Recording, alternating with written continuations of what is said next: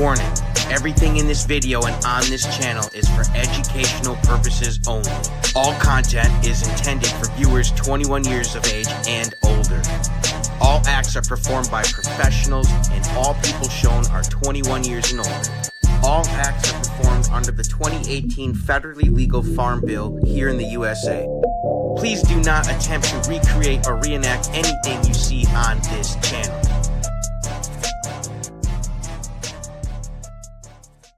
Big Dank, sticky smoke in the city. Frames on my nose, got them looking so pretty. Big Dank, sticky vision, stay litty. Glasses and gas, I'm the king of my committee. Eyes redder than the devil's in a bad dream. Glasses so fresh, haters losing self-esteem.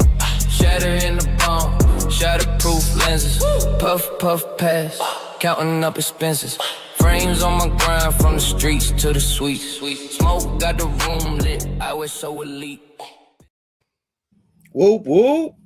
Whoop, whoop. What What going is down? good? What's good, you guys? We are here, man. It feels like Thursday crept up on us like a wedgie at the state fair, you guys. It's there, and we're here, you guys. But you guys, today's special. We got special guests, you guys. Big guests. Big Vito. And we got the Backseat Boyz. But first, we got Big Vito, you guys. Let's play this. Let's check it out. Then we'll bring him on. Let's go. Gangsters, what the fuck are gangsters? Alright? You're supposed to be gangsters, not gangsters. But this is Juggalo Nation. Of course you're a bunch of assholes, alright? I can't stand you. Hickory dickory dock. You guys are a bunch of jerk-off. Now wipe that shit off your faces. Sit there and have a cream soda. Put a fire extinguisher on all that weed joints you're smoking, you bunch of gangsters, and go jerk yourselves off around a campfire. You don't fucking understand. We're here to protect the fucking investment. This isn't some fucking supermarket carnival, you fucking jerk off, alright? And if people don't like the way we fucking do business, tough shit, because we're gonna fucking break some bones. You understand? Vito, listen. I've been telling you this. You're out of control. The way you're doing things is not the way we do shit here at JCW. Unfortunately, this is the way I do business. Let's go. The Don of Dons. There we go. Big Vito is in the building. You're muted, brother. Oh, I got him. Let me unmute him. There we go. There you go, brother. You're unmuted now. Are you watching this? Me kicking ass and taking names? Look at I'm those watching. crazy son of a bitches attacking him from behind. You believe this shit? I've never said street justice. Sneaking up behind him. Come on. Fucking weapon. All Look right? at that shit. Damn it, Ruffo. But you want to know something, fellas? One thing I tell everybody. If you give it, you got to be able to take it. I've been tuned up before, and I always keep coming back for more because this is my fucking neighborhood. You got it? Oh, yeah. 100%, brother. You run shit. We know, brother.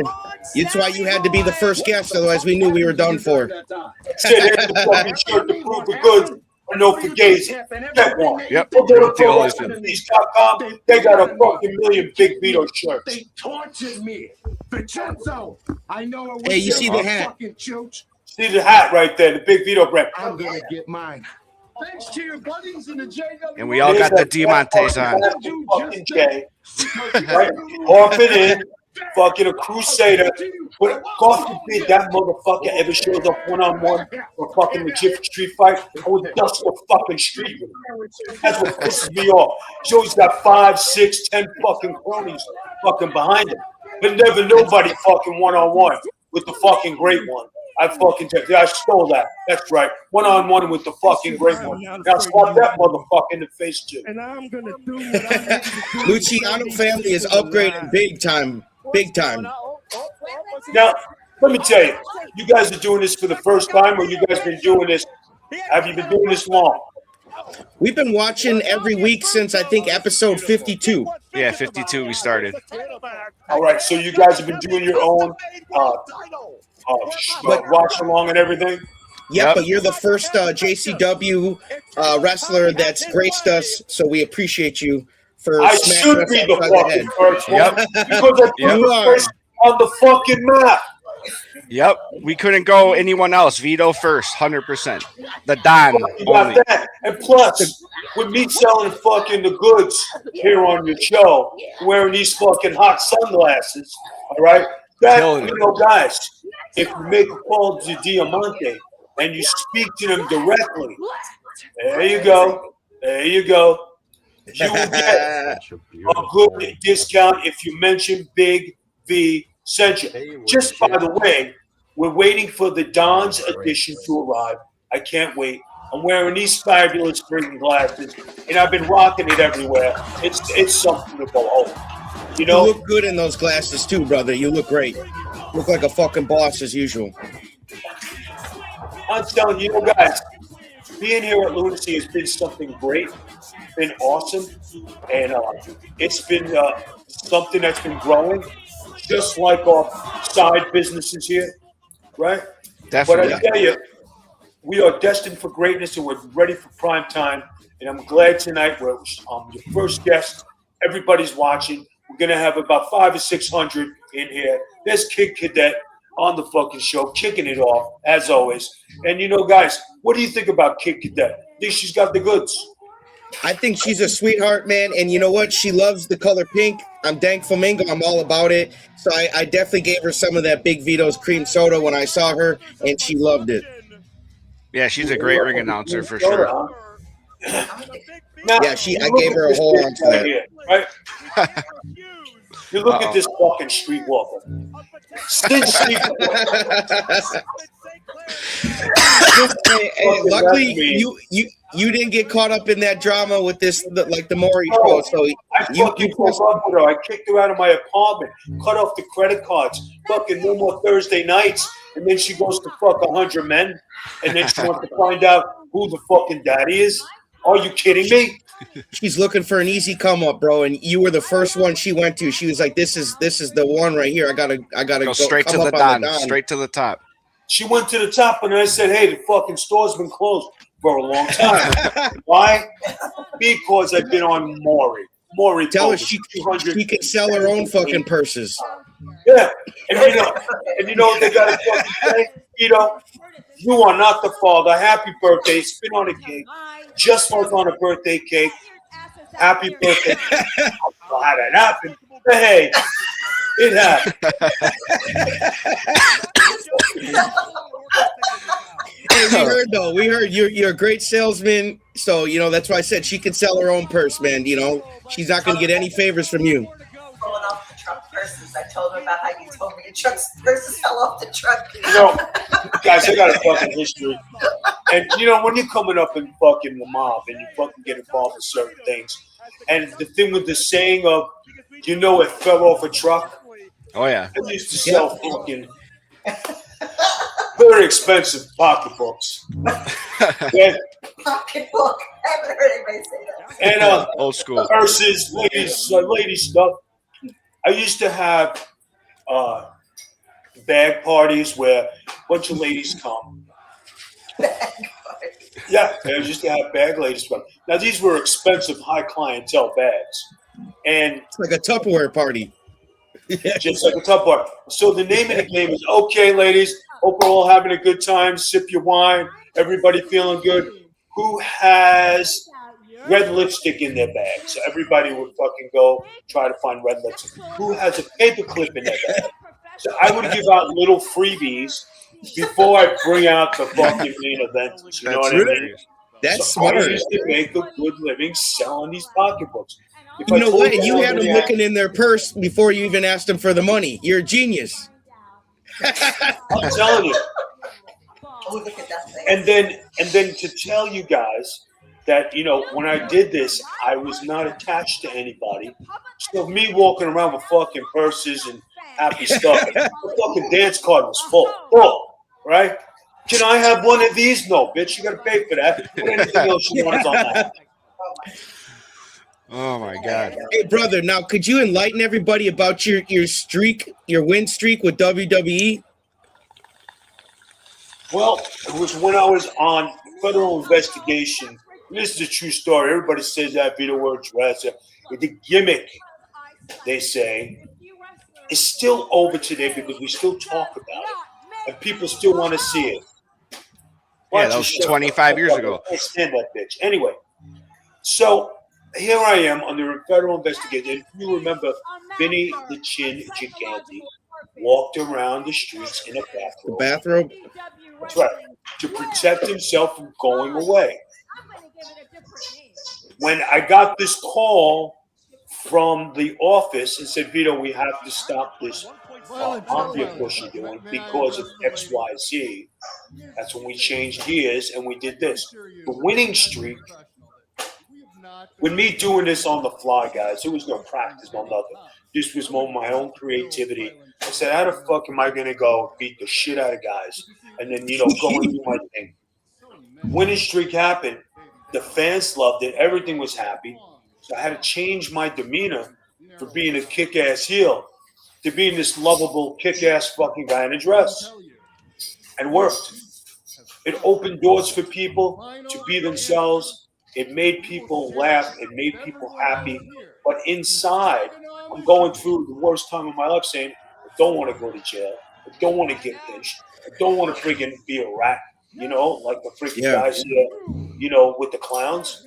You know what I mean? The Chacon brothers, the fucking, you know, dirty rats, had to leave, witness protection, and then they're back. Right? Only to get slapped up. You know what I'm saying? So, a lot of things. But Big Vito was never a rat. And it's the one thing I take pride in. That's an awesome story, too. Got to go undercover sometimes. No, and Vito, how would you feel if me and Sticky started a petition to get you into the Italian Wrestling Hall of Fame, brother? I think that would be an awesome thing to represent wrestling, the Italian heritage. I would be honored. That's a real Hall of Fame, and would definitely put a stamp on my legacy as a wrestler, as an Italian. Somebody who's done positive things for the community, positive things for a lot of wrestling companies, but most of all, you know, represent, you know, my Italian heritage and not taking it as a joke, a stereotype, something that like people just want to hold this up and then I'm in the FBI. Well, yeah, I'm Italian, I'm fucking tough. No, you want to be tough? Go get the shit beat out of you by 5 or 6 guys, come back the next day, and then kick the shit out of somebody else. Get trapped in a limousine with a couple of 400 or 500-pound monsters and walk out of there maybe with a black eye. But nobody ever said, hey, Vito, you walked out of there. But what did they get? They got theirs. They just didn't publicize or walk around in public. I'm no slouch. Absolutely. Yeah, we want to help spearhead getting you into that Hall of Fame. We need to get you in there. You know, guys, if you could do that, that would be awesome. That would be a great thing. You know, plus representing, you know, in Carnival, doing what we're doing, representing the sunglasses at Diamante, being part of JCW, going to the gathering, I think would be a great thing. I know that a lot of fans out there, and you guys have a great following, would definitely enjoy the ride, and I would appreciate all the fans out there, you know, putting a vote for me. And I'm sure the guys will put a link in there, and if this comes to pass, I greatly appreciate it. You know, it'd be a great honor. And by the way, you know, if it does happen and it does say, hey, who helps you get there?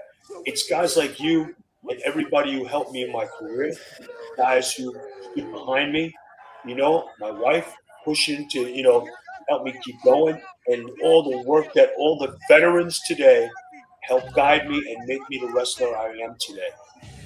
That means a lot, brother. We're going to work on it. We just wanted your permission, your blessings, obviously, and it's something we wanted to bring up to you where we felt passionate about.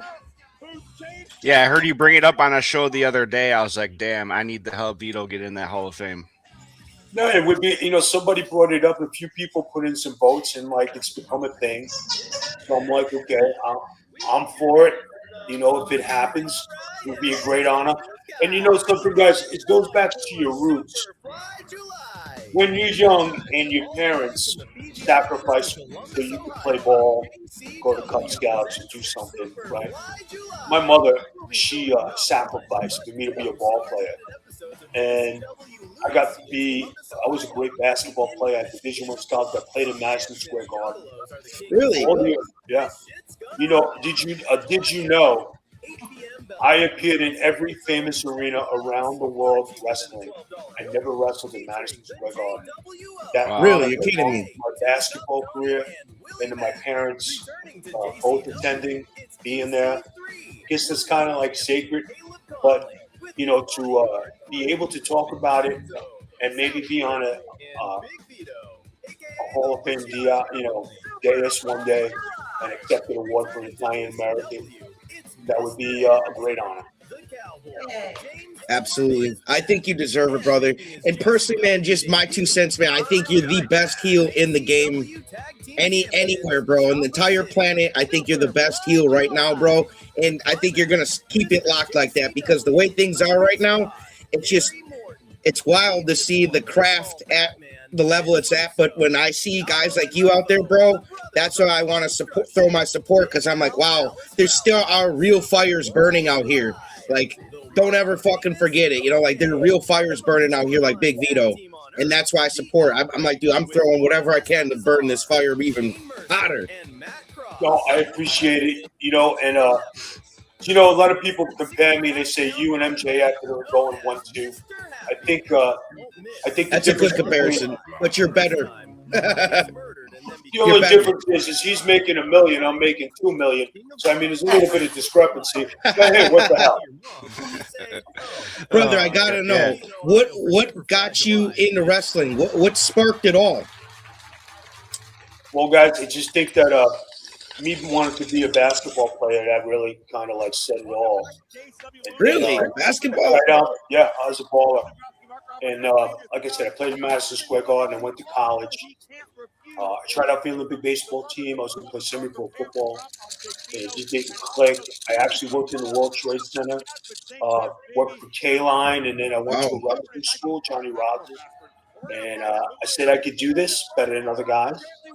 And before you know it, in my first year, I'm on WWF TV, wrestling the Rockets, Bret Hart for the title, British Bulldog, Boss Man.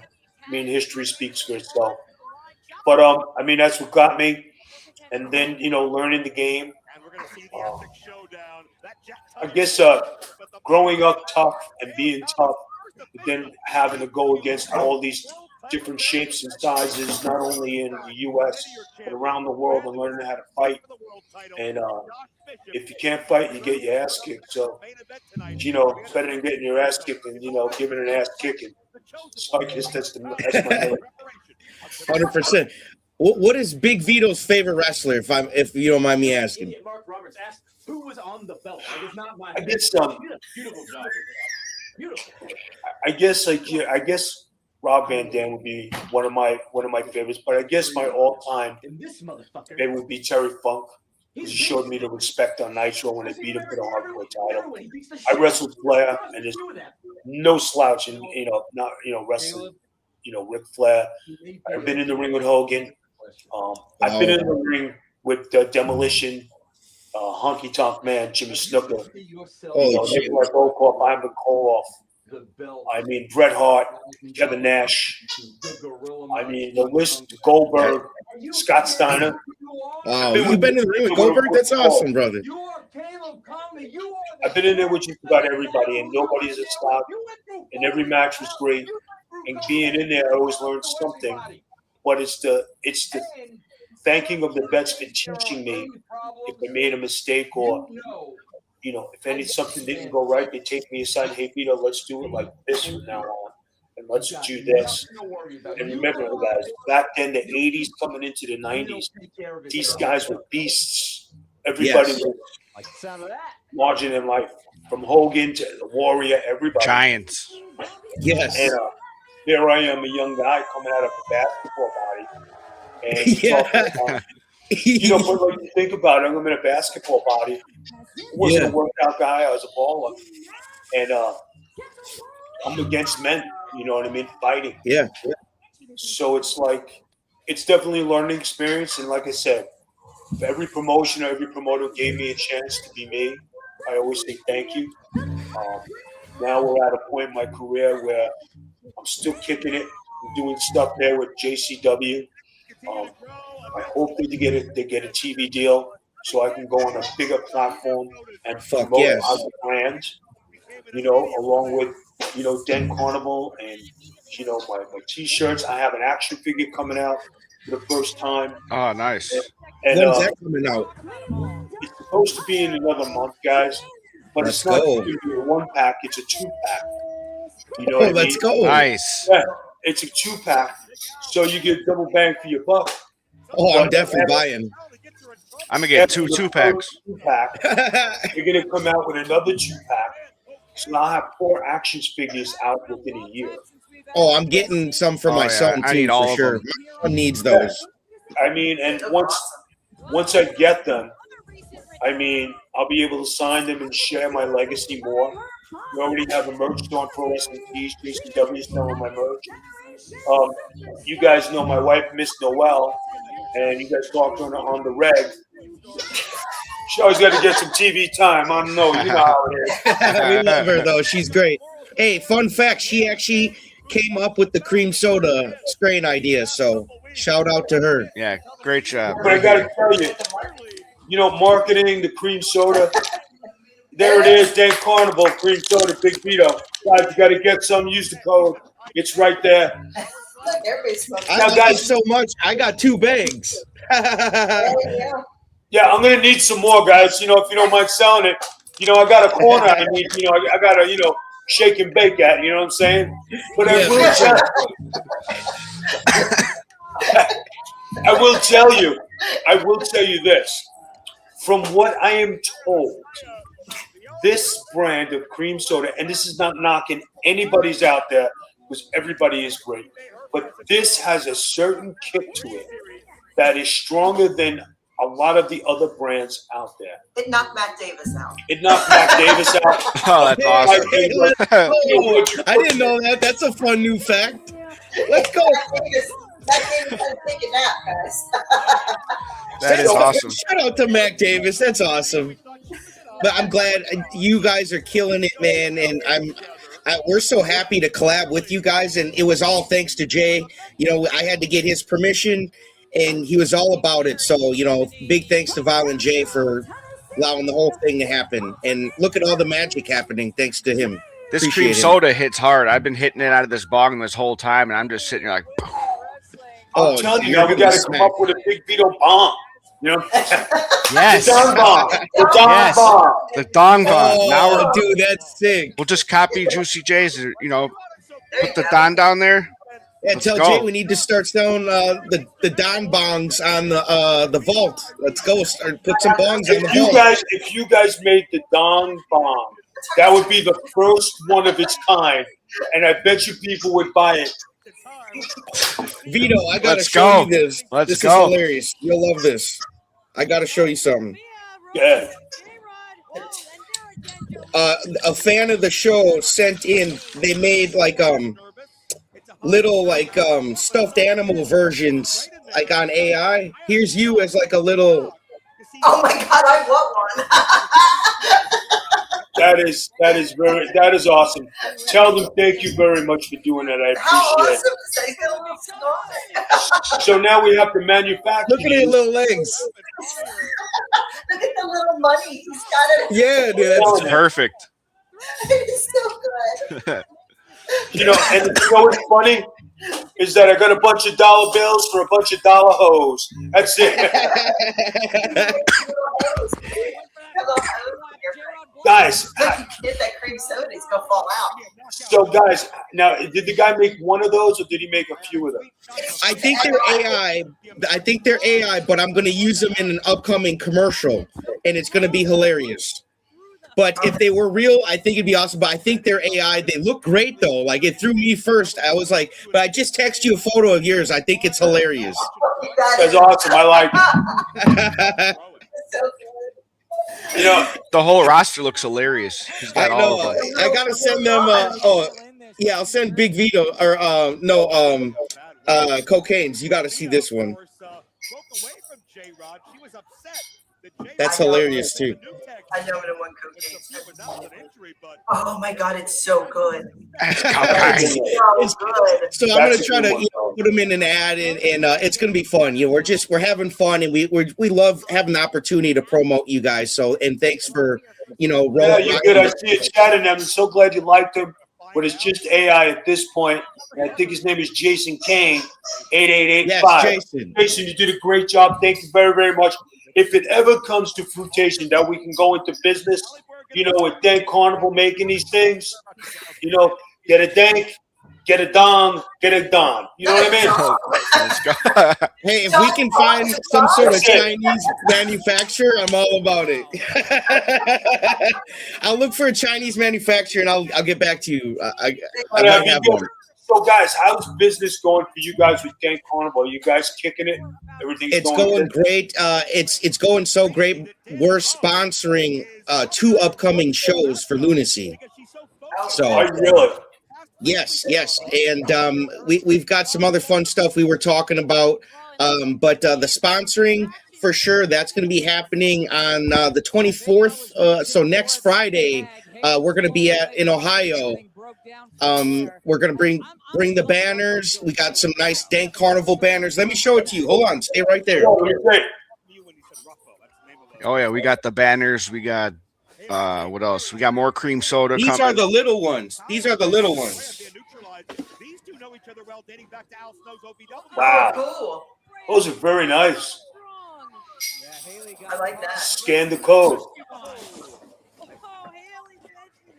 Make sure I hold it right. There you go, front and center. This one's got the Big Vito's cream soda. Front and center. I like it. That is awesome, guys. Guys, you're doing a killer job promoting this stuff. Everybody loves this song, the Vito ad song. We have people asking us to send them MP3s that they want to do as a ringtone. They love it. That is an awesome beat. I can probably turn that into an MP3 for you and just send it over, and you can just do whatever you want with it, brother. You got my blessing. Yeah, that's fine. I mean, people have been asking, can I use this? I said, go ahead. You know what I mean? It's all me in it. So, I mean, why not? I think whatever you want to do, free download or whatever, bro. I'll send you the MP3 before the show, and then I think that's a great idea. Actually, they actually were asking for a damn gangster rap album from you, so I think you got a bright future with a lot of things, bro. Everybody wants a Big Vito album forever. I think that would be awesome. Just take your time with it. You don't even it's basically just gangster talking. You don't even gotta spit raps. If you just talk your shit over it, man, it's gonna sound fire as fuck. People don't realize you rhyme when you talk all the time. I mean, if this came to pass, yeah, hickory dickory dock, that shit was awesome. I was dying. That was so great. She's been around for fucking ever, you fucking jerk off. Right? we loved it all, bro. We loved that whole fucking thing, man. Like, yell at us some more, man. When we get the next cameo, yell at us, man. We love it. So when you guys come down next Friday, what kind of plans do we have? Do we have anything going on? Yeah, it's going to be a lot of product placement and all sorts of very fun stuff. So it's a full, basically, we bought out one of the episodes, and I think a different company is buying out the other one. And I think we're show 2. So our banners will be rolled up with zip ties, and when it's ready, we're going to cut them and we'll have some fun. So I'm excited, man. So we're official sponsors come this next Friday when we film at awesome, the live taping. So I think it's great that you guys are involved with JCW. For everybody in there to have a little something. I know you guys make the bulk of the money, but just having your name on a product makes you marketable. It makes everybody marketable in the company world.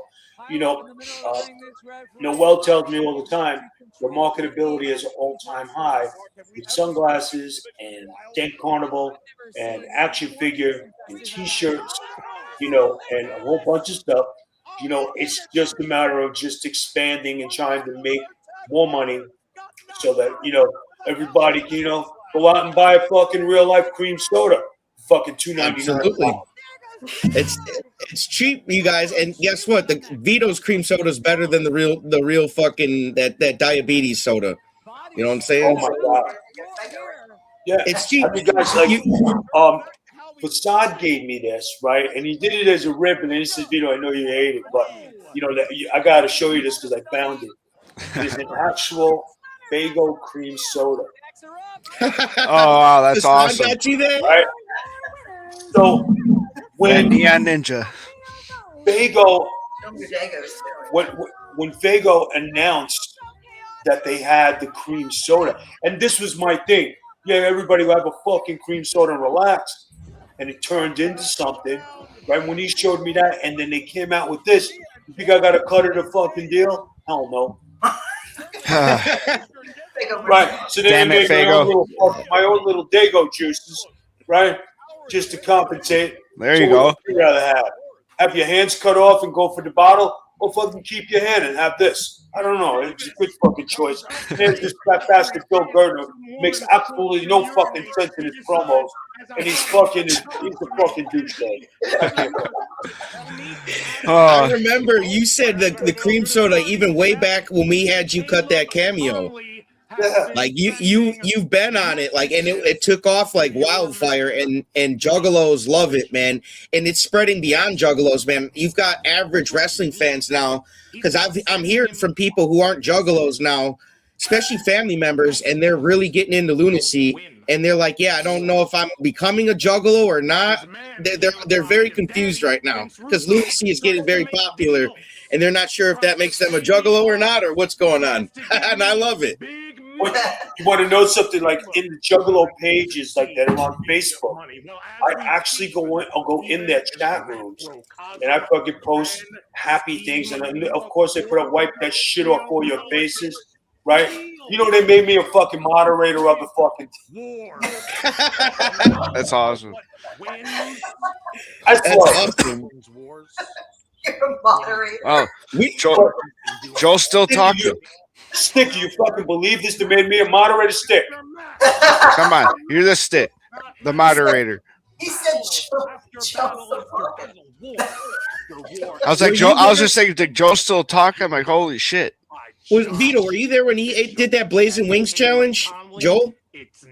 I was there for the fucking evening. But you want to know why it fucking happened? Because it's the first fucking day, right? Oh, Mr. Russo, it's so good to be here. He acted like he's been on TV for fucking 40 years. He's been off TV for fucking 40 years. Yeah. Guys, let me tickle your ass. Guys, let me carry your bag. Guys, let me sharpen your pencils. Hey, there's a chicken eating contest. You want me to win? He's sucking on his bones like it's fucking 1970 in the early days of pro wrestling. All right, suck a bone. Get a fucking push. Yeah. You see this, guys? I am going to be doing this in October. I am going on there live. I just did a show Monday night with these guys. It was my second show. We watched it. I fucking destroyed these. That was watching you talk was just the best part. Just you eviscerating these people. It was awesome. Like watching you destroy people just makes me so happy. Like it just. That's why I tuned in. I was like, bro, he's like it brings joy to my heart when I hear you just obliterate somebody. Yeah, I knew you were gonna destroy somebody. No, you're gonna love this. I'm telling you, and I'm gonna have such a good time, right? I don't know if these guys are coming to the gathering. I think so, but that would be fresh. Yeah, they got invited. So being able to be part of this with the Juggalos and all these people who I fucking destroy, right? I'm gonna be there live with them. And everybody's saying, oh, you know, you better. What am I gonna be careful about? I'm gonna tell you to wipe that shit off your face. You're gonna fucking love me. I'm gonna tell you to go fuck yourself. You're gonna love me some more. You're gonna love it. You're gonna love him more. All right. Then you wonder what? Yo, Big Vito, you got any fucking cream soda? Of course I do. Here, go fucking choke yourself and go smoke yourself a fucking bone. Man, get out of here. And speaking of the gathering, you're going all 4 days, right? Yeah. Have you gone before? It's my first time. I actually watched a video of what it's about. It should be a great fucking time. I'm a party guy. And there's nothing more I like than having a fucking great time and partying and drinking and fucking. You guys think I'm funny now? Wait till you see me with a couple drinks. It's fucking. Man. Oh my God. You're gonna love them. Can't wait. I mean, and getting daring and say, will you jump in a fucking lake with your clothes on? Or will you fucking go down a slippery slide? Or do all this crazy shit? I'll fucking do it. I don't give a shit. I'm having fun. The gathering is something you'll never forget. It'll literally be etched in your mind the rest of your life, man. It's that fresh, man, magical. I love it. Oh, yeah. Some of the best times of my life, for sure, happened at the gathering. Crazy shit. Crazy shit, bro. Big stick, all right? Big stick. Big stick. right? When we're over there, all right, you got to show me where the fucking good bar is, where we get some good drinks, right? Right, get some good dope out. Fucking sit there like a couple of fucking cuisines, right? Look at some hot fucking. Let's go. All right, we'll have our own fucking titty contest at our own fucking bar.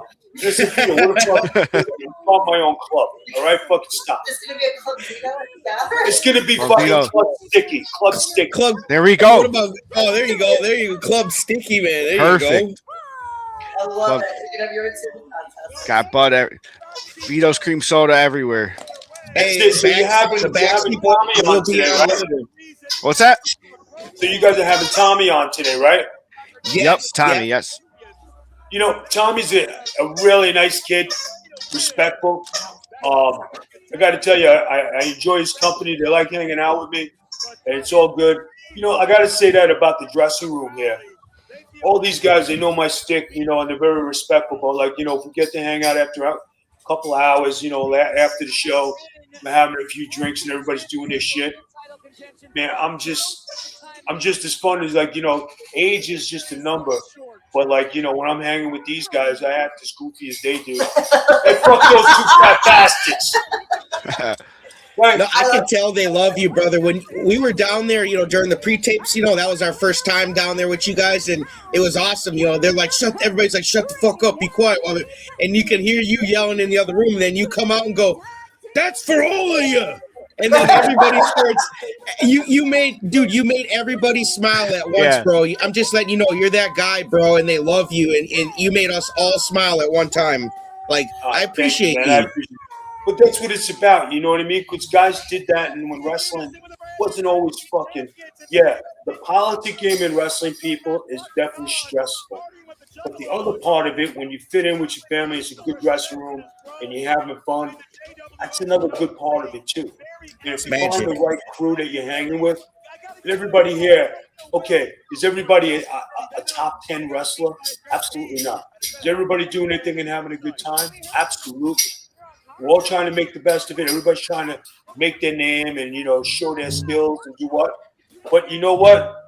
We're the most talked about wrestling organization out there today, and we have the best storylines. So I think 100%. Characters, everything, bro. Bro, you guys, honestly, man, in my personal opinion, this roster could not be any more stacked with characters. And I don't care how well or They're all different. known or unknown someone is, like, holy shit, the characters they all fit. Like, it's just working. Like Russo and Jay, they're making magic over there, and I'm telling you, you guys all fit perfectly. It's like a stitch in a baseball glove. You guys just all make it what it should be. It's fresh. You know, guys, when you talk about characters, I came up at a time when you had to be a character. Now everybody thinks, you know, I just became the Don Big Vito, but if I tell you about my characters that I came through, was Skull Crush the German. I was a Hare Krishna. I was Sledgehammer Rock. I wrestled Sledgehammer Rock, construction worker, Daisy 2. Oh shit! Right. Holy shit! If you would have asked me 100 times, that would have been none of my guesses. I would have never guessed. I would have never guessed the basketball. So you talk about, I did Uncle Chester. I did the same thing as Uncle Fester. I had the hand in the box. I could light up the light bulb in my mouth. Right? No way. Everything. The hand used to walk. Holy shit. People loved it, right? I was creative. All I was doing is trying to make it back in the 90s to the WWF as a character. Right? So I did all these different things and learned. I went to the territories. And I think that's what we're missing today to improve everybody's character. They don't have the territories where you can learn and be that character 24/7. Yeah. So you know what I think is awesome? Do you feel like you've had the character the whole time? Because you're pretty much just playing. You're like, man, dude, there's certain actors too. I swear, every time they play themselves, it's just like themselves in every movie. And I feel like you could be that guy, bro. You're just yourself. The best character is yourself, and if you be yourself on TV, then who's better than you? You know what I mean? You can't be cloned then. the hardest character I think that we have, and I talked to him about it, and I helped him along. And he's doing phenomenal now. Became a world champion, and that's a guy named Cocaine, right? Now, Oh, yeah. Cocaine, worked with him, changed a few things about what he did, but him not being able to speak and no facial expression, but his action in the ring and doing that, that's what lights up the crowd. Everybody's got to find it. If you look at Tommy and his partner, like the Backseat Boyz, they do all their stuff. They try to imitate the groups and do all this creative, fun stuff. CHOPPA City, they got the chop. They try to fucking do it. I mean, the chops are looking weak right now, but hey, so everybody likes it. You got Willie and Tony, who have been juggalos from the get-go, right? Yep. And they do their things. Are they cut up? Are they bodybuilders? No. Two guys who are having fun wrestling, and doing their thing. And then you have a lot of other great characters in there that they're coming up. You look at Barnabas, right? And he's great. I worked with Barnabas on a lot of things and give him some insight. And he went from here to here. But you can't do that. And this is something everybody's got to listen and learn about. If you're not coachable, you're never going to advance. Vito LaGrasso, the Don, was coachable. That's why I was able to move up. When guys are receptive and don't take it badly, hey, let me help you. And the first time somebody says, I know, yeah, I got this, I know. That's the last time you speak to them because they know, can't tell them. It's just like Sticky, with the big Don, smoking the cream soda. He knows what the fuck he's doing. Does he need anybody else to tell him how to light up? Absolutely not. Right, Stick Man? Yes. Whenever I would tell my Gramps, I know. My Gramps would say, man, I wish you were fucking stupid so you could learn something. I was like, I love you, Gramps. I love you. That's it. That's the perfect saying. But like when people say that in wrestling, but the old days, if a bet came to you like these greats who are gotten legends in the Hall of Famers today, and you said, hey, Vito, let's do it like this. And you went back and you didn't fucking listen. Okay, you don't want to listen this way? We're going to listen this way. 100%. One guy I tell you who was a tough, big man. You guys have heard of Demolition Axe Bill Eadie, right? Axe and Smash and Demolition? Yep. Okay. All right. Bill Eadie, Axe, wrestled in a tag team as the Super Machines, Andre the Giant, and Haku. He's just coming off WWF TV, and I'm wrestling him on the Indies. He's a big fucking guy. Now, the Super Machines, remember, Andre and Haku and him. Monsters. You ain't winning that fight. Right? No. You're not winning that fight. But when these guys are taking you and holding you, and you fighting back, first time I first Bill Eadie, right? I said, okay, I better fucking bow up because like if I don't hit him back, it's gonna be over. And yeah, that was a good one. And here I am. First few times I popped him in his chest. Just drinking. I'm glad Tony's enjoying my story, fucking son of a bitch. Anyway, Tony's a good crowd guy. He's got a drink in his hand at all times. So, classic Tony. When Bill used to say something and want to settle me down, he did it in a subtle way, grab you, all right, Vito, we're going to settle down now, grab my traps. That was the cool down time. I wrestled Jimmy Snuka 100 million times. Right? I wrestled Typhoon, these big Bam Bam Bigelow, Kamala, all the guys in Japan, Misawa, Kabashi, Senru, Fujinami. That's the star-studded thing. That's a company right there. Right? We talk about if you didn't learn, they were going to learn you. And if you knew how to play, they played with you. So, and that's what's good to see about this place, is everybody's willing to learn and listen. you know, and hopefully it goes up and, you know, we make it something great here. I think all momentum is headed that direction.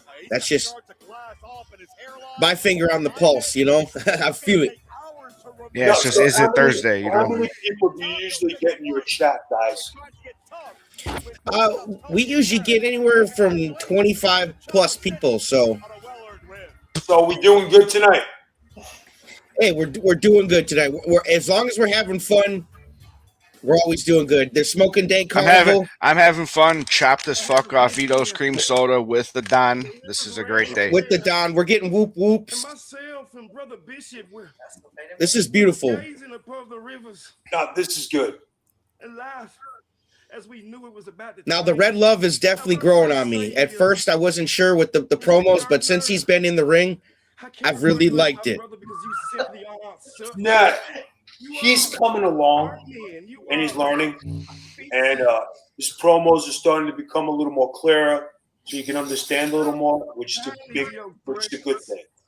Yeah, you know, it's nothing worse when people you can't understand what people's promos are, and you're sitting there on TV like this. What'd you say? Or you're looking at it, you're like, what the fuck's going on? You know, but if the guy's making sense and you understand, and you're into it. Hey, when you were doing your pre-tapes, man, the drywall was shaking. Like we know when you're talking. Oh yeah, it was shaking down there in that basement. Oh, that was rocking. Dude. That door was. But you know what, guys? That's the whole thing. If I can get the attention of the whole building when I'm doing a pre-tape, that means I'm doing something right. Oh, 100%. Everybody takes a look and says, that's a good thing. Yeah, that intensity it's infectious. You know, watching that's just awesome to see. That. Right? No, it's right, good. the viewer can feel that. Here's the summer, guys. This is where Dank Carnival's going to be. It's where the Don is going to be. The family, ICP, Violent J, the Luciano family. You know, Sticky's going to be there at the Sticky Bar. Hopefully. We'll see. Stick, fingers crossed. I don't know. We'll see. I got to figure it out. Listen. I don't know yet. Listen, I know you're going to fucking, you know, put a fucking sale on at the fucking Dank Carnival. You know, as long as we're not in a tent, you know, anymore, because you know, like we did the camping in the tent, you know, for a couple of years. Yeah. Oh, he's got the hourglass. He's got that. Clock is dick. Make a fucking decision. Let's go.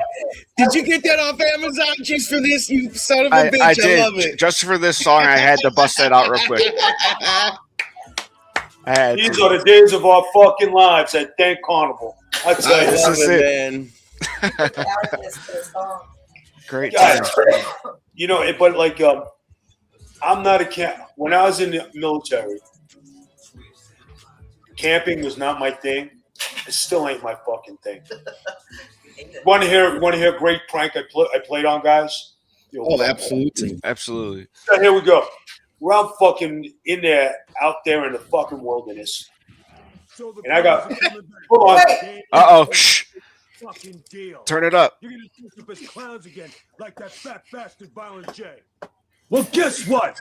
I really don't give a shit, because you're always going to be rat bastards to the family. And this is not over. So you go ahead and bring what you got. Come as a friggin' clowns. I don't give a shit. And you know what else?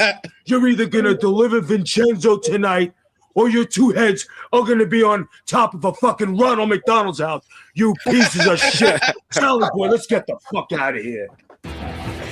Let's go, dude. Please welcome my guest. With the Ronald McDonald shout out. Bro, that's why I love you. You're classic. Nobody's talking like that. You know what I'm saying? They're all afraid to talk.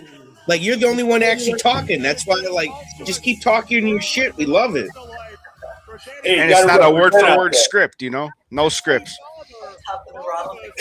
So, getting back to the story, right? Oh. So when it come my time for fucking to watch, I had to stay up for a fucking hour or 2 hours in the wilderness in the fucking cold.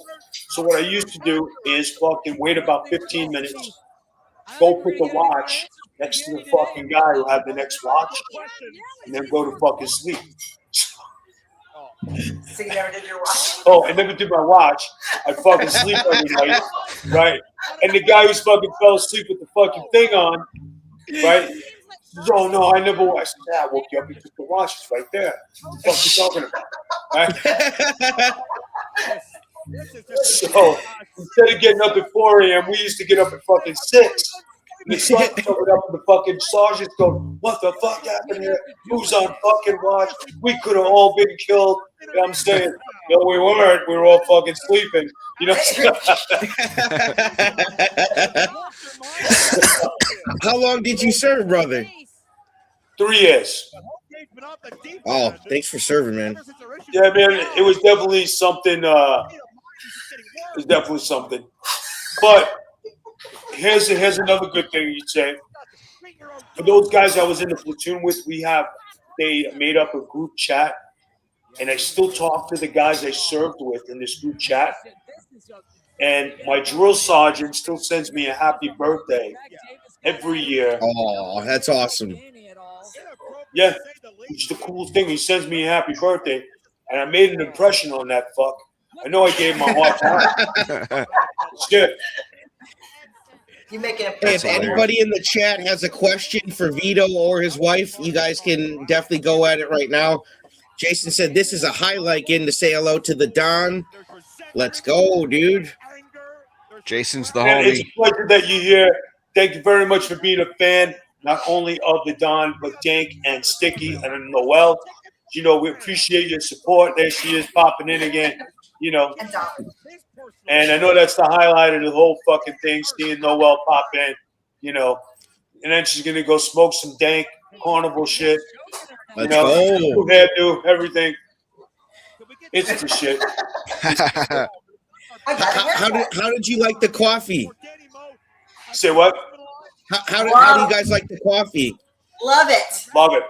Okay, come on in. Oh, you want me to come in? All right, hold on. I gotta move the whole entire dog. Ask Vito about Von Cruz. Von Cruz. Von Cruz, the greatest kid. That kid was a blue chipper. He was a blue chipper. He was a bonus baby. Fucking bonus baby.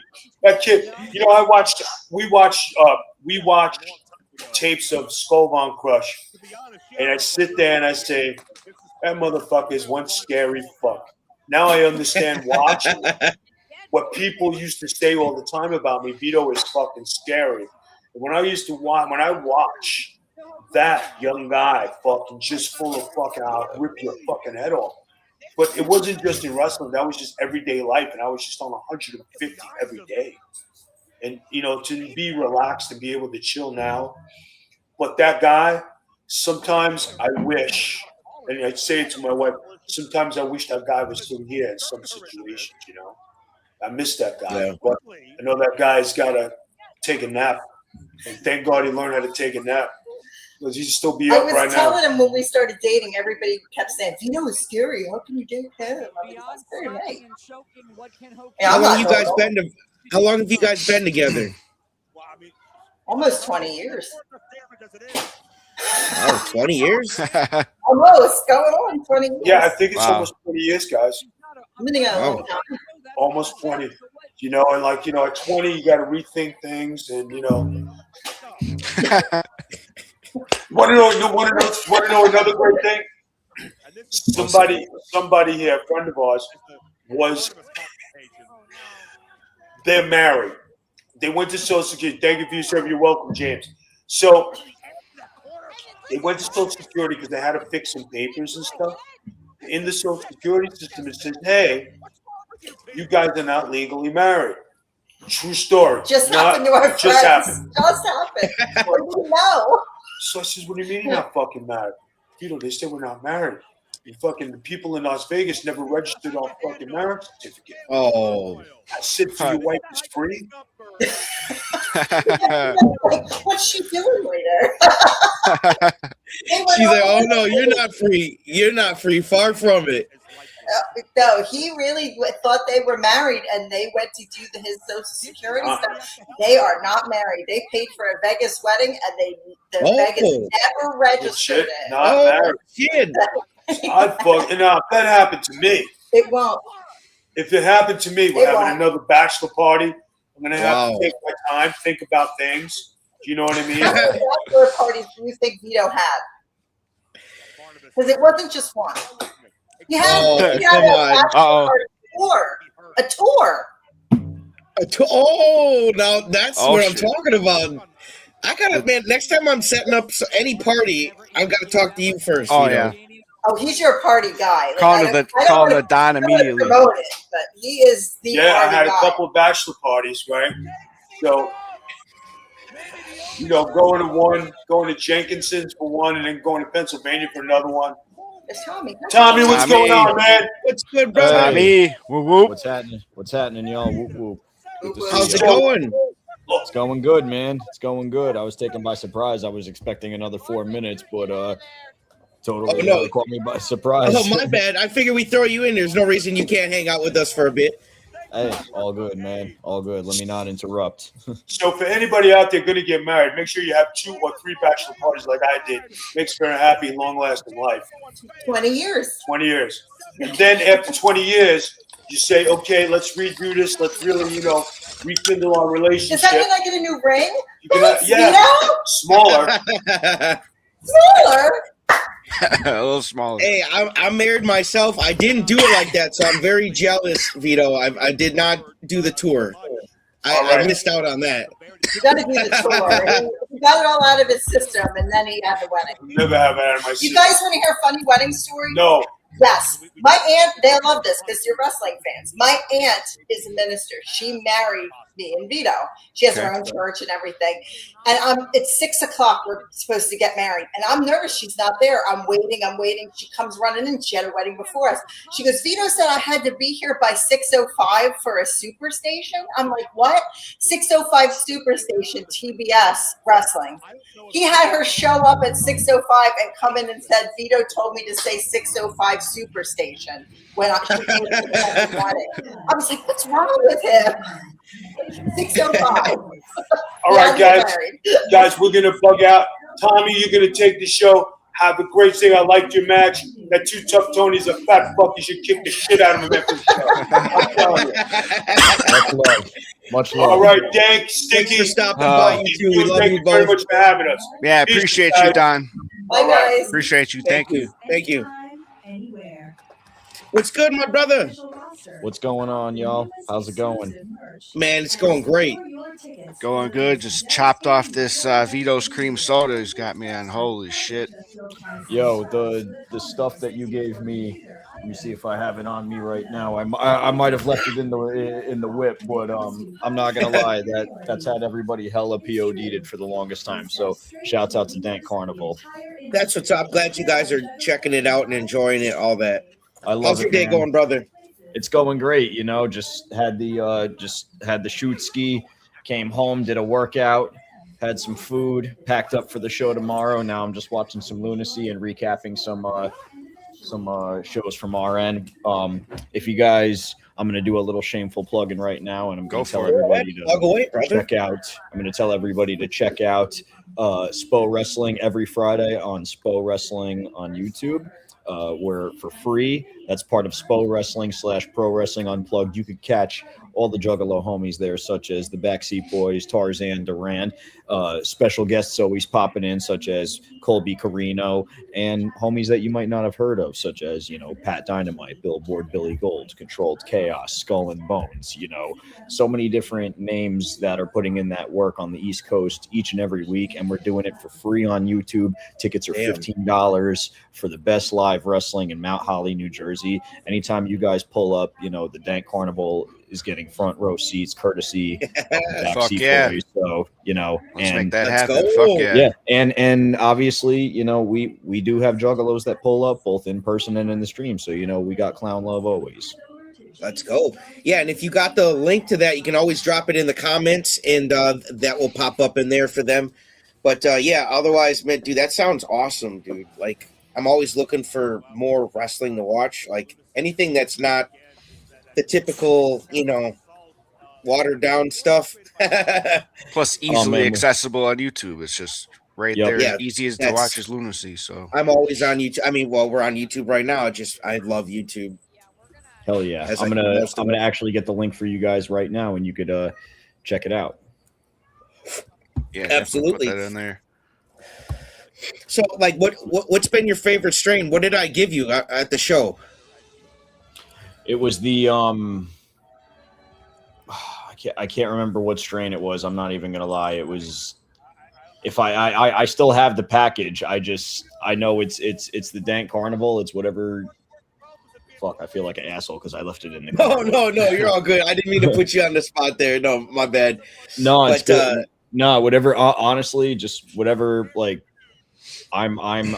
If it's green, it's for me. If you can't tell by the shirt, you know what I'm saying. So 100%. I mean, typically I like me an indica, but I mean, I'm never gonna turn down weed. But also, in the same context, what I like about your guys' stuff is that it's very, like, it's not.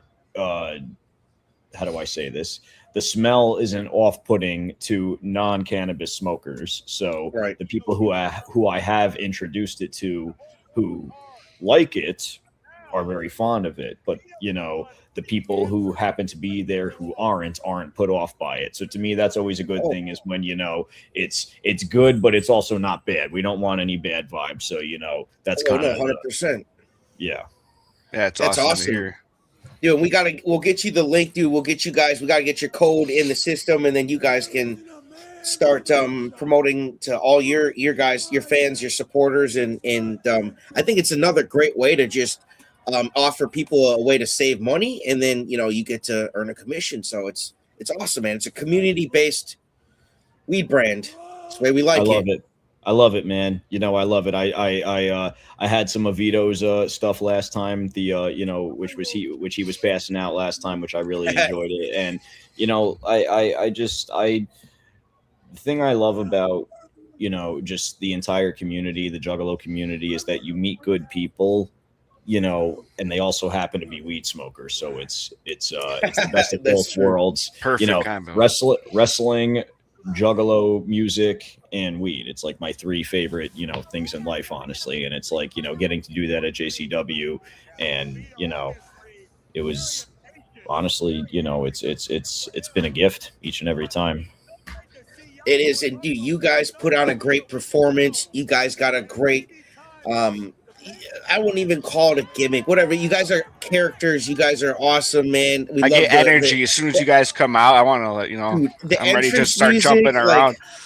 Everything, like, I love it, and we're glad that you guys are back. Like, and you can watch the old episodes. We would bring you guys up constantly. We were like, where the fuck are the Backseat Boyz? Obviously, then we heard about the injury, and I was like, okay. Then we were just like, let's just be patient. And sure enough, patience pays off. You guys are back, and man, you guys are fucking fun to watch, dude. Well, thank you, man. You know, I tell people all the time, it's when you grow up a wrestling fan, I don't want to say it's easy to break in, because it's not, but it's easy to stay in if you love what you're doing this, because you're always going to find a reason to come back. And the amount of times that my brother and I didn't want to be in wrestling and wanted to quit, I'm so thankful that we didn't, because working at JCW has been the gift that keeps on giving, in that I am constantly finding new motivation and new challenges. People were constantly asking, you know, when are you coming back? When are you coming back? And, you know, it was, I could never give a definitive answer, because I was being patient with my recovery. I was given 6 months by the doctor, but, you know, the doctor will tell you one thing, but it's your body. And Crowbar was doing my physical therapist, you know, Crowbar from WCW, Devin Storm. He hooked it up. He made sure that I, you know, was getting the physical therapy that I need, how I needed it, when I needed it. I had a very smooth recovery in that there weren't any complications, like medically, but it was long, and it was painful, and it was tedious. And the last, what did an average day look like, brother? Like, you know, like, how would you like get into therapy and everything? Like, I would an average, like, even showering, everything, was everything literally a pain in the fucking ass with that injury? I mean, those first 6 weeks were 6 weeks of my life, being in a splint and then a cast. I think it probably wound up being 8 weeks, because I got hurt on the 4th. How did you break your leg? How did it happen? It was in the JCW GCW backyard wrestling show from July 4th. My brother and I went for the acid reflux, which, if you don't know, is the backseat move, the one-hit wonder. It's the turnaround splash where JP's in the corner and I'm up on the top rope or an elevated surface, and we, do like a hand hold, and he turns around and we do like he basically assists me for like a twisting splash. Yeah, and we did it in a backyard from like an elevated old worn out truck, like one of those old like truck bed gimmicks. Yeah. And the makeshift table was like a door on two chairs, and it was too far out. And when I went, I've come to realize you have to go up and then land as opposed to going for distance, because if you go for distance, you have to shoot out, and if you shoot out, you can't go high. So the problem is I was already high, so it was impossible for me to not shoot out. So I shot out, and I didn't quite, and I stuck the landing right on my ankle, and just my ankle went straight to the ground and compound fracture. Damn. So literally, it sucked. It was the worst experience of my life, and I don't really want to get too into it, but to answer your question, yes, it changed everything. I can imagine. Showering normally was impossible. I still to this day haven't slept right, just because of a combination of things and everything like that. But those first 6 weeks when you're in a cast and you're in a splint, it's like I've broken, my wrists before, but people don't realize when your ability to walk normal is affected, it changes everything. It changes how you feel about yourself. It changes how you feel about life. It changes your self-worth. It changes your disposition. Like, yeah, I can imagine. And everyone else around you was like, it's okay, it's routine. And it's like, I'm a go type of person. You know what I'm saying? You're not used to just sitting on your ass or not even being mobile, period. Like either. Correct. You like getting out doing things, and then you actually you're talented, you're good at being mobile. So that had to be like a shock to your system. You're like, holy shit, am I like, this sucks. I went from being on the road with ICP and JCW and literally running, helping them run the shows, wrestle on the shows, and, being on stage for the concerts to, having to sit on a couch. And I tell this story all the time because it epitomizes how low I had fallen and like how low my hell's pit was. When the Showcase Showdown show happened in Detroit, I want to say it was like mid-July. It was probably like a week after I had gotten hurt. It couldn't have been like I had just had the surgery pretty much. Basically, I was laid up in bed.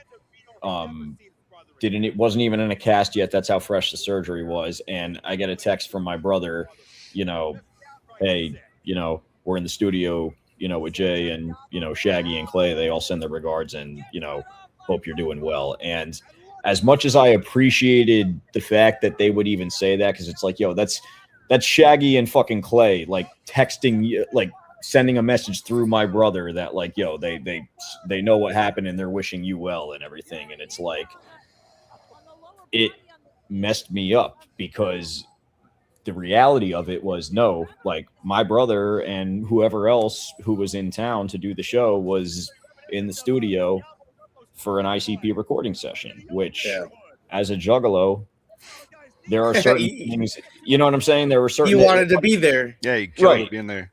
Right. Not to say that they weren't any more or less than I was, but it's like that's something that personally meant a lot to me that I would have liked to have done. You know what I mean? Right. Getting to perform with Jay and Shaggy on stage. It's like, those are memories I will take with me to for the rest of my life. Grave, right. You know what I'm saying? To Shangri-La and far beyond. I'm very thankful for that. But in the same context, it's like, that was the last message I wanted to hear right now. You know what I mean? So not to dwell on the injury too much, but it changed me. It took a lot out of me. It's a big part of your story, brother. That's why I asked, because it's you know, your story, you know. Yeah. So, but you know, the comeback is never, or I'm sorry, the setback is always weaker than the comeback, and the comeback was real. And it's like Method Man says, you know, play my position, you know. And that's what I was doing. I was playing my position. I knew that I couldn't make my return to wrestling immediately at JCW. I had to make sure I could still do this on a functional level, because JCW had grown exponentially since we had last been there. So I had to make sure that I was, you know, like, I had to make sure I could still go. And, you know, I did. I gave myself about 12 matches back home to, you know, get ready and, you know, trained real hard and, you know, dedicated myself again. And, you know, just so happened to be in Vegas for Stranglemania, because PWU and Hybrid were running our own event. So I was in town, texted Jay, and sure enough, you know, Backseats returned. And then, you know, one thing led to another. And, you know, now we're back. And, you know, it's different. It's definitely a different era. But I'm thankful because, you know, for the first time in a long time, I'm getting to really do and be and act how I really feel, you know. Yep. So I asked Vito, man, I was really curious, like, what sparked your wrestling? What got you into wrestling, man? Like, what started it all? Was it a pay-per-view, a show? Like, were you watching something? So with me, and it's funny because I say all the time, I'm like, this is why if you ever watch a Backseat Boyz or a Grayson's match, it's like JP 9 times out of 10 is the one that starts. Because I'm not a good starter. I could pick up immediately from like the rising action onward, or in our case, like, you know, the get in for the shine and then the cut off and everything like that. But like, to put that in context, I couldn't tell you my first memory of wrestling. It's sort of like bits and pieces are scattered, and they trace back to the early Attitude Era. Like my earliest memory is guys like, you know, like Austin, Rock, the Hardys, the Dudleys, Edge and Christian, you know, Kane, Taker, Kurt Angle, you know, and then eventually good old days.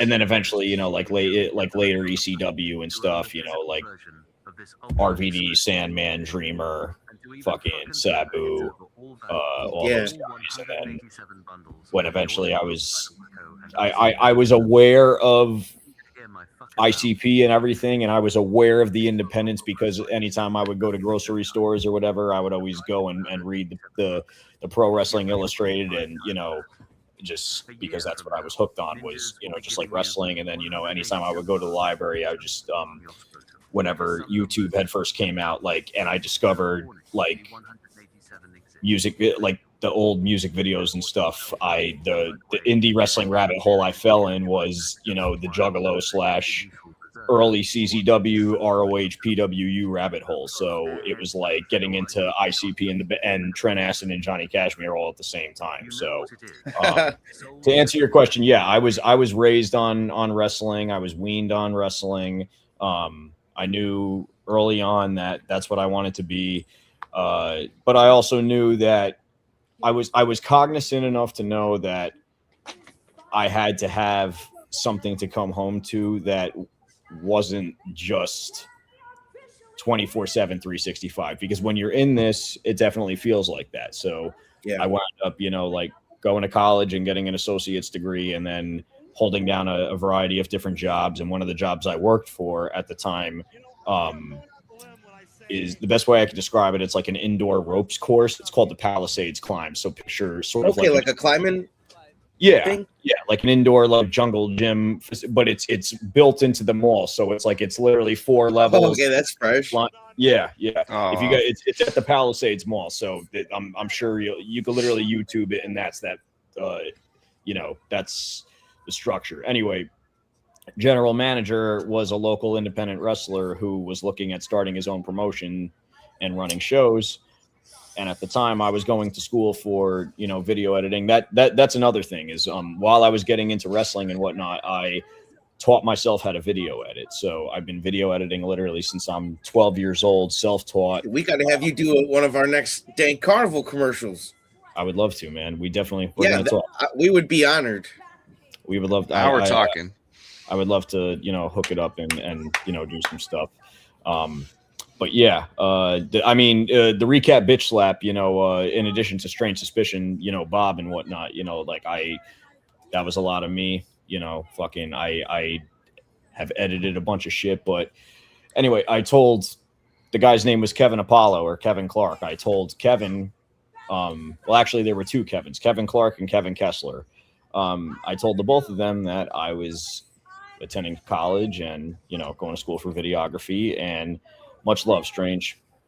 I had wanted to break into wrestling, you know, me and my brother, and they said, all right, we'll talk. So my brother was also a senior in high school and was researching different wrestling schools, a few of them being, you know, like Tommy Dreamer's House of Hardcore, Creative Pro New York and New Jersey with Pat Buck and Brian Myers, which was PWS at the time. And I think there was one other school that we were looking into. It might have been House of Glory, but they were all the way in the city. But they had pointed us to East Coast Pro Wrestling in Lake Hiawatha, New Jersey. So, and there were a few different reasons for that, but we had ultimately decided to do that, was get trained at East Coast Pro Wrestling by a guy named Gino Caruso, who is an old journeyman from the early ECW days, as well as having appeared on WCW and WWF TV. And basically what had happened was we had broken in at a discounted rate there. Discounted. Yeah, you know, just because Kevin was kind of like, come here, these two are serious, you know, just take care of them, they'll pay dues, but don't break their backs over, you know, that, like, these are college students. So Gino knew that we were a long time investment and it was worth, you know, knocking down our price because we were worth the weight in gold. And sure enough, he gave us our start. Gino Caruso eventually would have us debut March 27th of 2015. We had our first actual wrestling class September 6, 2014, which is the day before my brother's birthday, the day before he turned 18. That's how he'll never forget it.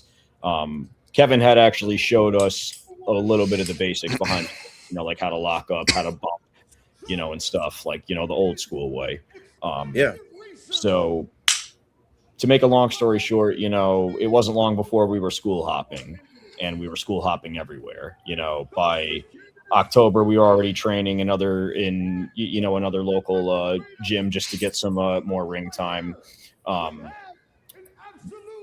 By that May, we were already attending, you know, seminars with guys like Jay Lethal and training at different, you know, schools. And, you know, it wasn't before long. Eventually we landed at Creative Pro New Jersey, which would go on to become Wrestle Pro. And that was sort of like our intermediate school that we were at for a while. And then we also wound up doing some training with Mike Santana.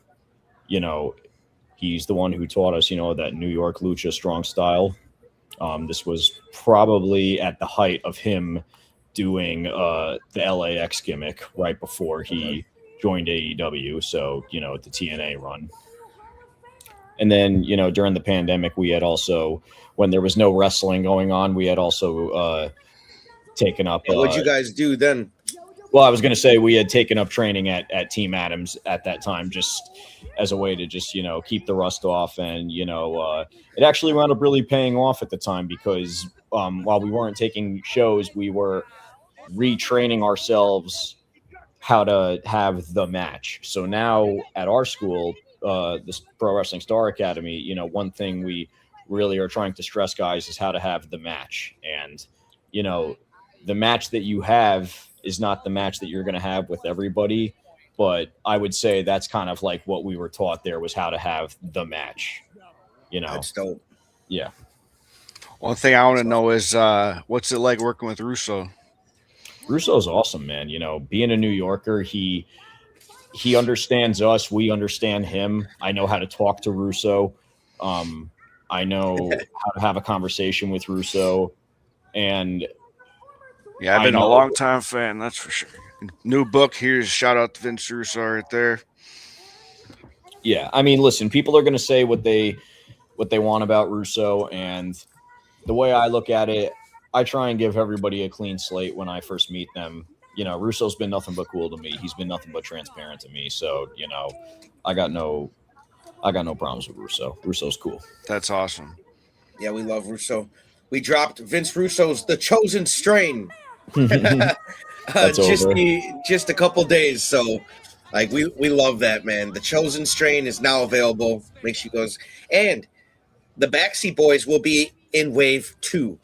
So, oh yeah, Wave 2. Wave number 2 coming. We'll finalize that name like we were talking about in Lansing. I'm gonna just give y'all a little bit of a peek, but it is going to be a hybrid strain. Let's go. Let's go. Be a hybrid strain. I'm looking. That's what the boys. That's what the boys are interested in, and you know what? We like collabing with you guys and working with you guys, and we want to make it happen. You know, like we want to have some fun. So. Thanks, yeah, and dude, man, this whole thing, like, I hope you didn't feel like I was grilling you or nothing. I'm just like asking people questions and just, I'm just a curious mind. That's all. No, dude, that's what I came on this podcast for, man. You got to understand, if people have questions, I want to answer them because I am, you know, that's how I was. I was never afraid to ask the questions, and I was never afraid to go up and approach people. So the fact that you guys are like that, you know, real recognizes. That's how you learn, right? Well, not only that, and it not only is it how you learn, but it shows that you're a go-getter. You guys are brand savvy, you know. I mean, and you guys I appreciate that. Yeah, thank you. I appreciate you guys. You know, and honestly, this whole thing started with BigDankSticky. You know, the watch party here. Like, he was like, "Dude, what if we just smoke weed with the homies and watch Lunacy?" I was like, "Dude, I'm fucking sold." Because they said, you know, that you didn't have to worry about the copyrights or whatever. You could stream, you know, and not get flagged or whatever. So like, why would we not watch along? And that was almost a year ago, like episode 52 or something. And then was this 91 today? Hell yeah. Time flies. 91. Yeah. That's dope, man. You guys, and then look where we are now. This is going, awesome, man. Man, all you guys were cool as fuck to us in Lansing, you know, like the whole that was crew, a dream come true. Everybody was smiling too, like everyone was in a good mood. I didn't see like not the ring guy, the guy who's setting up the ring, to, you know, whoever. You guys were all just in good moods, and it was a very good day. It was a very good day. You know, if you show up to work not stressed and loving what you do, you never have to work a day in your life. And 100%. You know, it's a breath of fresh air coming back with a renewed sense of purpose, and it doesn't feel like work. Like, literally, like my brother said the other day, someone was asking, like, what's it like now that you're back? And he was like, honestly, we smoke weed all day. Like, we're living the life. It feels good, right? It's like when we're needed for promos, we get our pre-tapes done in one take. Vince loves them. We have our matches. Vince has great match. It's like, you know, you got to understand. It's like, we've been doing this long enough that, like, we could have a good match with just about anybody, and we like it. We take pride in that. So, you know, put us to work. You know, right now it's just, hey, we'll call you when we need you. So at this point, it's like, all right, I'm gonna be around. Might be smoking, might be taking a nap, might be doing some other shit. But call me when you need me. Call me when you need me. If not, I'm around. 100%. And you guys were like, everybody was very supportive, but Backseat Boyz, they were top notch. You guys were one of our biggest supporters, man, and we appreciated that. It's like energy, brother. Like, we could tell, like, you guys, like, some people work quicker than others. Like, you guys were on it. You know, I could feel that. I'm like, okay, I like that, man, because it's just sometimes, like, I like working and seeing things. I like seeing things grow and happen, and like, it doesn't happen unless you start planting some seeds. And I could tell you guys are seed planters. I was like, oh, these are my type of guys, you know? We are, man. You know, we're the type of people. It's like we said, you know, we're big manifestation people. We're big energy vibers, you know, and we're big on, if you have a dream, you got to fucking pursue it. It's like, you know, all of our grind is rooted in the same grind that drove teams like, you know, the Hardys, the original Backseats, and the Insane Clown Posse. It's that tag team energy. You know, you guys are a tag team. You know, you guys are there for each other. So real recognizes real. And again, if Justin and I feel some type of connective positivity within, you know, two brothers, then it's like we're going to gravitate towards that, especially if they're, you know, guys that just want to smoke. Yeah, dude, 100%. You guys were awesome. Like, I love the vibes, man. So like, we were just like, man, we want to sponsor like a whole friggin' night, man, and come back, you know, like. So we're gonna be sponsoring one of the episodes on next Friday in Ohio. So we will be there. Yeah, we will be in Ohio. Yeah, we're gonna be having some fun. That's for sure. But we're gonna bring the banners. I got the banners, bro. I got the banners. These are the small ones. These are like for my office. Oh shit! But it's got like the QR code and it's got the Pure Lunacy on there. I got Big Vito's cream soda. Oh, that's so fire. I got some Sugar Shaggy and the Whoop Chews logo. Oh yeah, the Super Booth. So I mean, we're going to be bringing the banners, bro. We're going to be bringing all sorts of stuff. All like, of course, you know, we're going to bring in the weeks and weed too. Gotta. I mean, those are hella fresh banners. I'm a big fan of the Super Booth. I would totally rock a Super Booth jersey. Oh, Super Booth! I'm telling you, I love the Super Booth. Yes, that's a good idea. Well, because you know, there's this new lady friend of mine. She knows who she is. Hey, let's go.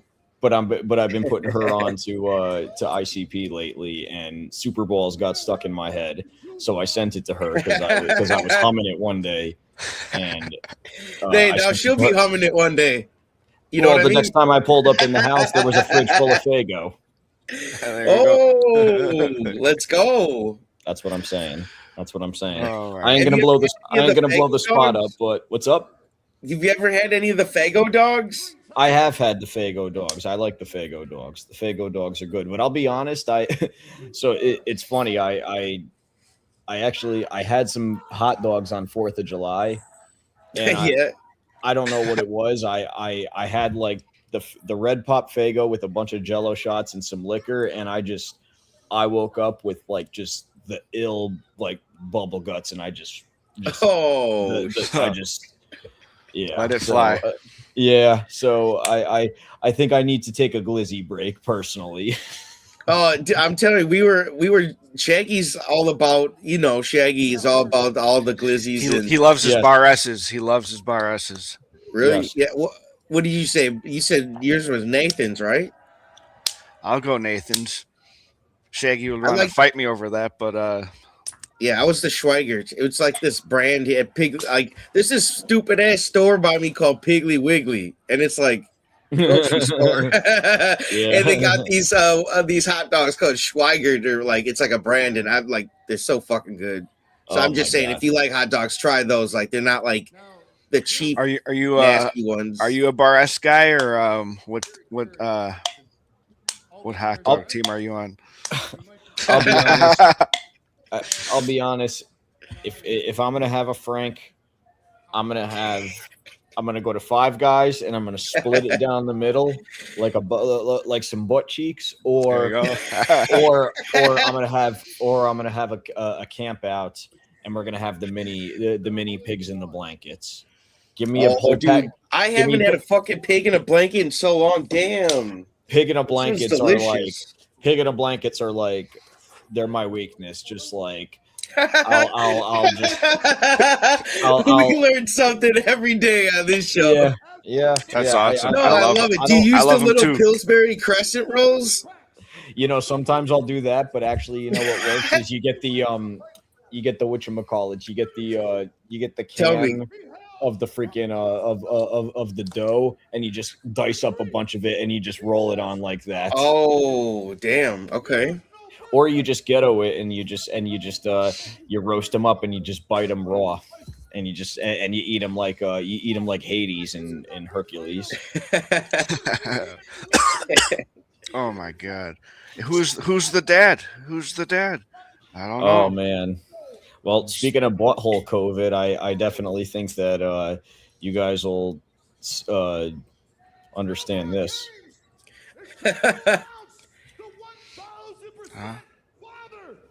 The father announcement, you guys. Chat wants to know, who is the father, you guys? Butthole COVID. Oh no. Oh no. It's Mr. Happy. Oh, Mr. Happy's the father? Oh, wow.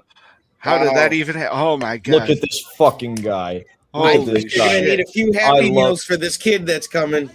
I love me some Mr. Happy, let me tell you. Oh my god. I do. You know, and I've got a funny story. I've got a funny story for you, bro. Like, we were coming in. Happy right there. We were talking with Vito, right? We got him some Diamantes, right? And we were talking to him, and he brought us into the front of the venue in Lansing. And as I was walking in, it was Vito first. BigDankSticky was behind Vito, and I was third. And I was about to shut the door, and Mr. Happy comes up behind me, like grabs the door. I didn't know it was him.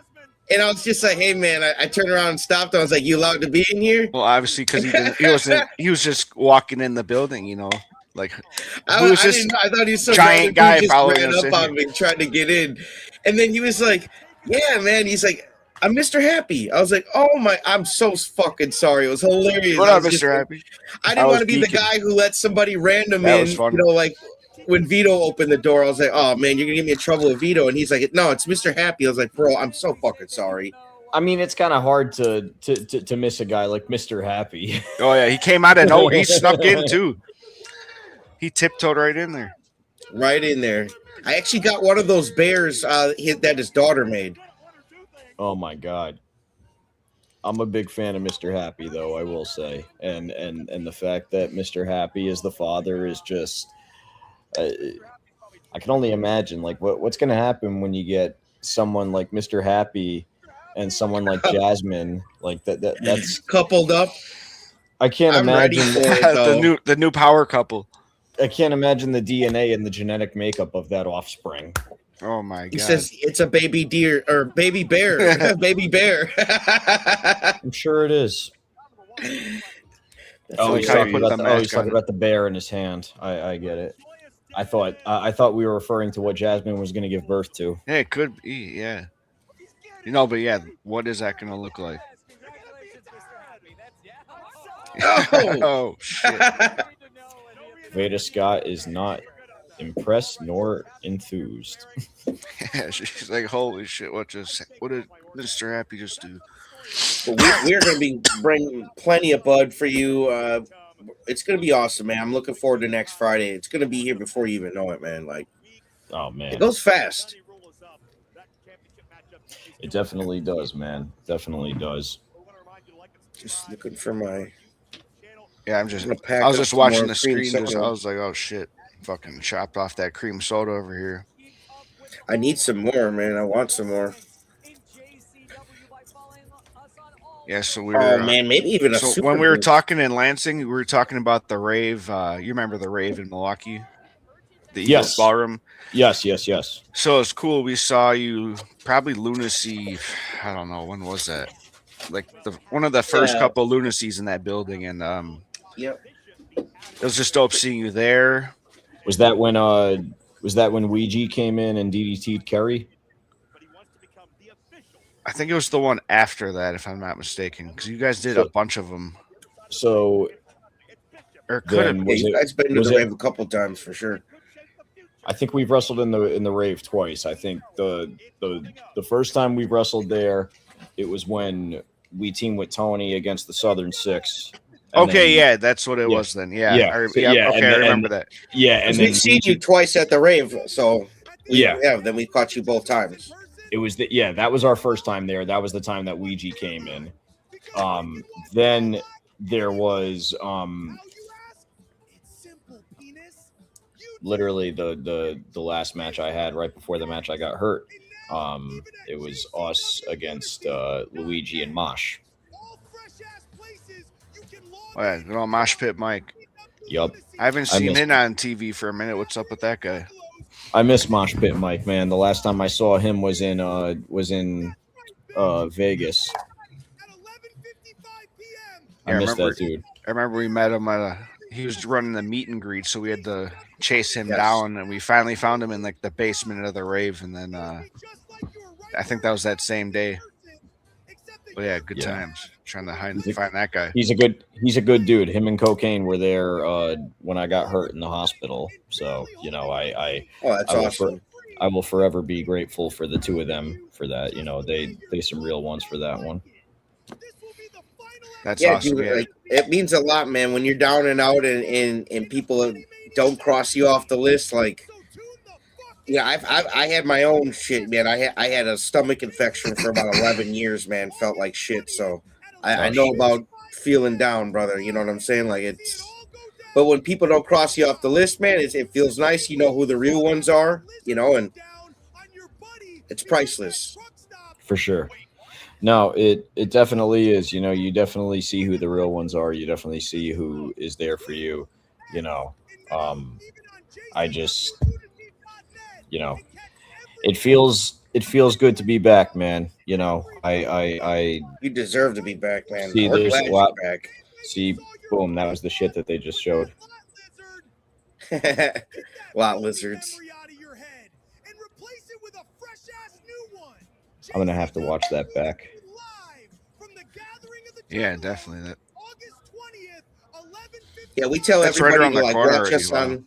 Yeah, we tell people to watch us on the phone and then put the psychopathic on the big screen. You know, like that way you get some fresh Juggalo commentary, extra commentary along the way. From this show. I'm on my MacBook now, and I have a show that I'm watching back on the big screen, believe it or not. So there you go. You see, you know how to do it. Got the phone. Where is it? Yep. What's one of your favorite shows you're watching right now that people like maybe wouldn't? Maybe not if they wouldn't. Just whatever. What do you What are you into right now? What do you like to watch?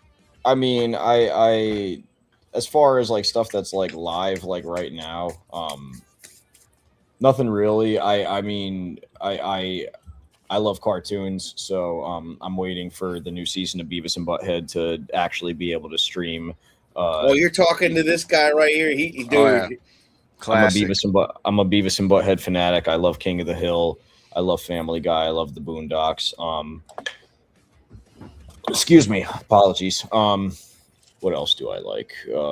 I love Sopranos. I love everything. You know, just classic Cartoon Network like Dexter's Lab and all that shit. You know, I could just watch any cartoon and any show like that and fall asleep too. My probably like favorite like newer cartoon I would say is Big Mouth. I was kind of pissed that they ended it and replaced it with Mating Season. I tried watching 2 episodes and just couldn't get into it at all.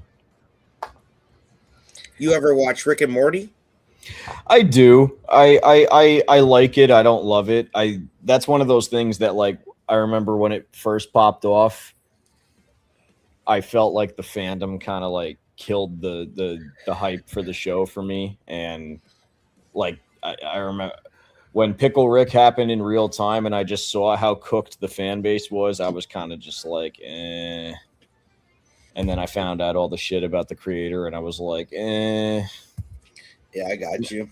Yeah. I try not to be that person, but I was just like, it's tough though, you know, when things pop up on your, you know, feed or something and you're like, oh, I didn't know that. Like, okay. I just, yeah, I just, when I saw people like spazzing out in McDonald's over not having Szechuan sauce and whatnot, I was like, guys, like it's,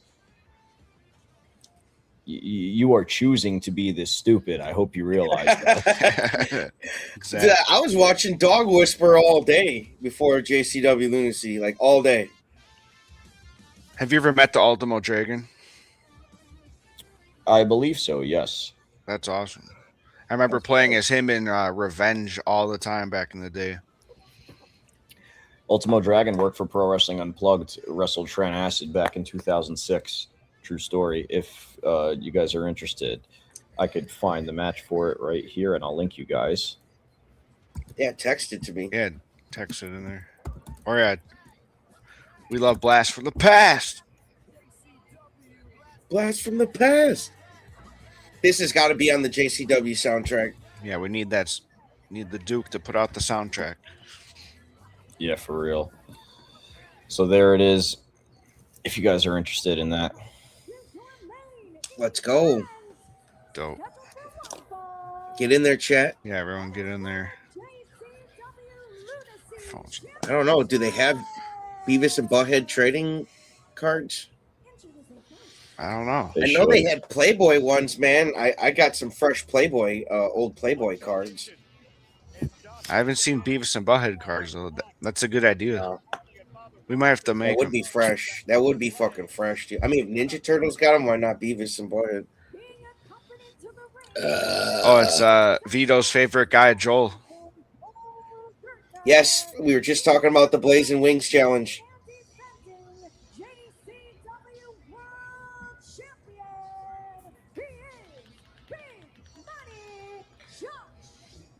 Bishop. Have you wrestled Josh Bishop? I have not. I have not wrestled Josh Bishop. Would you guys ever do like a handicap match? Backseat Boyz versus Bishop? Sure. Would that be fresh? I'd wrestle anybody, man. Any match, any style, any like. At this point, man, brother versus brother. We've done that. We've done. Owen that. Hart and Brett style. That'd be sweet. Cage match, old school. We need. Would you guys ever do like a lunacy storyline, brother versus brother? You know what? It's funny in an alternate universe that would have been the story that you guys were seeing right now, but you know, it wasn't meant to happen. It wasn't in the cards. I'll say this: not yet, at least, not yet. Maybe one day. I just, you know, him and I have done that, and the thing about stories like that is, so if you're not doing the it, Ninja Turtles against each other, it's not right. Well, that's one way of looking at it. I was just gonna say, like, from my perspective, at least, there's a few different layers to it. From my personal point of view, not to make it about anybody else, I'm not on a main television program, or I wasn't when I was doing it. So when my brother and I feuded with each other, we had done it over the course of like several weeks, and it wasn't consecutive weeks. So we were taking other bookings while we were still feuding with each other. So that, I feel like, kind of hurt the credibility of the storyline, because we were feuding with each other, but then we were flying to Alaska to team together and everything. So I got you. So that's one thing. Mixed energy. Yes. And on a personal level, I wasn't into wrestling my brother. My brother wanted to wrestle me, but I wasn't into it. I understand why we did it. I'm proud of the matches that we had against each other, or the one match, because the first one got a count out. The first one ended, with him giving me a chair shot to the back, and then I beat him in a chairs match. I just feel like hindsight is 20/20. I don't feel like I mentally was in a good enough place to be able to do that, to be able to do that feud long term, the way that you like teaming with him better. Yeah, it's my brother. I feel better that way. Yeah, 100%. Yeah, you want to do what feels good, man. So if it's not going to make you feel good and vibe, like, then why do it, right? Because it's not going to produce a good.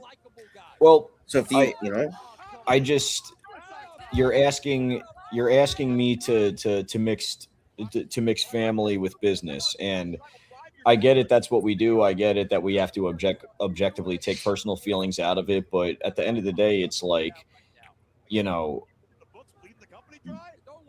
we had to ride to shows together, feud with each other, and then ride home, you know, like, yeah. So that's a very, like, I didn't like doing that.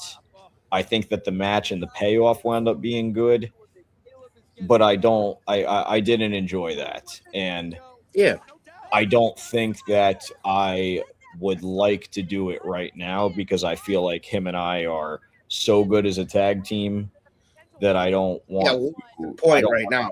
Yeah, it's not, it doesn't make sense for me. But again, if a storyline is presented where it makes sense and it can be condensed or it can be done in a way that, you know, makes sense, then I'm down for it. At the time, the storyline that we did, we felt it makes sense. Right now, I don't really feel like I could be sold on a storyline where we're feuding with each other, which I think is why it didn't really happen at the time, because of the confidence that we have as a tag team. You know, right. I think you're back, bro. You're ready to rock and roll with your brother, dude. Like, you're back, you're ready. Like, momentum's on your side.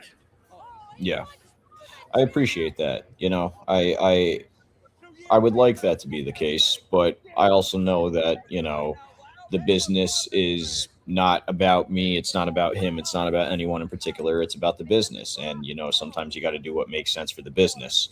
You know, that I'm sure the Usos didn't ultimately want to feud with each other. I'm sure the Hardys, like, you know, Matt and Jeff say they liked wrestling each other, but I'll be honest, I never liked a Hardys match where they were wrestling against each other. I don't care how good. No, I always like them together. Right. I get that. I get that people like their WrestleMania match. I get that people like, you know, some of the matches that they've had. I never liked them feuding against each other. I never, even Brett and Owen. It's people like it for what it is. But this is just my personal hot take. I think Brett has a better look and better moves. I think Owen is all around the better wrestler and the better worker and the better character. I think Brett looked better. I think because it was the dark hair and he had the pink look and whatnot. But I think Owen, there wasn't anything. Owen was the complete worker. Brett, you know, Brett was the moneymaker. That's kind of what the difference was. So I don't have the same reverence for them that a lot of people do. I'm really not I respect them, but I'm not the big Hart fan that a lot of people, you know, claim to be or expect people to be. It's like that's just me. You know, my favorite wrestlers were always the Hardys, RVD, Rock, Austin, you know, Dreamer, Mysterio, you know, Backseats, you know, guys like that. Kane. Yeah. You know. I've always liked the tag teams that just always rode together and never beefed, you know, like that was just me because I just like the more of a loyalty. Like loyalty is like so special and rare. I liked when Kane and X-Pac were brothers, a team. You got to keep it, you know. Yeah. Remember when Kane and X-Pac teamed up? I always thought that was awesome. Yeah, for sure. That was a good team. Two random, you wouldn't expect it, but that was a good time too. Or what'd they call it? When Kane and Undertaker were together, what were they called? My mind's blanking. The Brothers of Destruction. I was about to drop the Funstruction. Yep. I just went straight to Funstruction, but yeah. I seen how many times have you wrestled those guys? Ooh. Probably too many to count. I would say at least, because we've wrestled them in a bunch. Like it hasn't just been JCW. We wrestled them in GCW. I would have to go back and look. It's definitely been like at least 5 or 6 times at minimum. Yeah. Because here's the thing is we were kept apart for so long. You know what I'm saying? Like we debuted in I think June of 2024. we didn't wrestle them until Big Ballers of that year, which was December. But then it was like immediately we like wrestled them, like, you know, every single time we were at JCW. Yeah, we were at Ballers. Yeah, was it this past Ballers or the one in Milwaukee? Before.